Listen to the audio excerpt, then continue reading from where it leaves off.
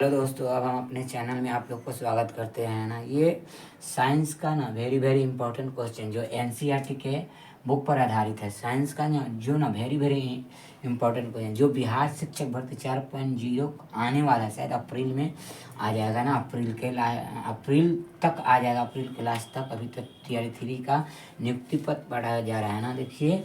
और इसमें क्या ऑल कंपटीशन के लिए भी ये है ना, पारिस्थितिकी तंत्र ना पर्यावरण एवं पारिस्थितिकी तंत्र से संबंधित आता है। टीचर में इस टाइप का सवाल पूछा हुआ है ना, ये वेरी वेरी इंपॉर्टेंट। मैंने एक एक करके क्वेश्चन को पढ़ेंगे, वन लाइनर क्वेश्चन है देखिए। और एससीईआरटी के बुक और एनसीईआरटी के बुक पर आधारित है ना।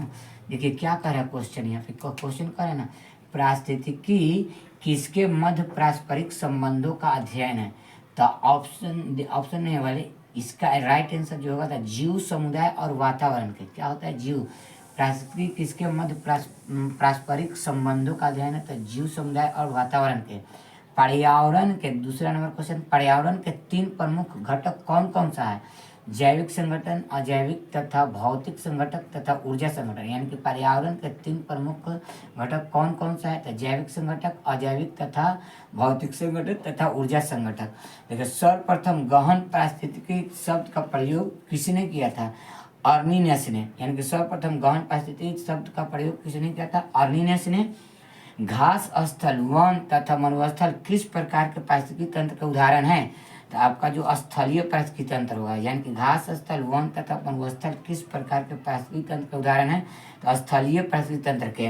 अब अगला प्रश्न देखिए, ये 5 नंबर, एक पद जो केवल जीव द्वारा ग्रहण किए गए स्थान का ही नहीं बल्कि जीवों के समुदाय की कार्यात्मक भूमिका का भी वर्णन करता है, तो पारिस्थितिकी कर्मता का। यानी कि एक पद जो केवल जीव द्वारा ग्रहण किए गए स्थान का ही नहीं बल्कि जीवों के न समुदाय की कार्यात्मक भूमिका का भी वर्णन करता है, तो ये क्या है, पारिस्थितिकी तंत्र।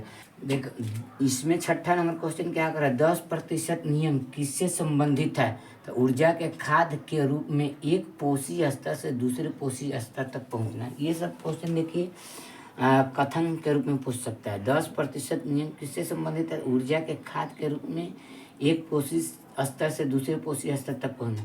धारणीय या अस्थायी विकास की अवधारणा सर्वप्रथम किसने प्रस्तुत की, तो आंसर है इसका ब्रटलैंड कमीशन ने। कब किया पेश, तो 1987 में। धारणीय या अस्थायी विकास की अवधारणा सर्वप्रथम किसने प्रस्तुत की, ब्रटलैंड कमीशन ने। कब, 1987 में। पारितंत्र में खाद्य पदार्थ श्रृंखलाओं के संदर्भ में किस प्रकार के जीव अपघटक कहलाते हैं, तो कवक होता है, जीवाणु होता है ना।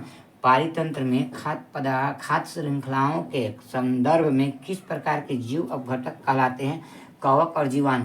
स्थलीय पारिस्थितिकी तंत्र जीव भार का पिरामिड कैसा होता है, तो सीधा होता है। स्थलीय पारिस्थितिकी तंत्र की जीव का भार का पिरामिड कैसा होता है, तो सीधा होता है।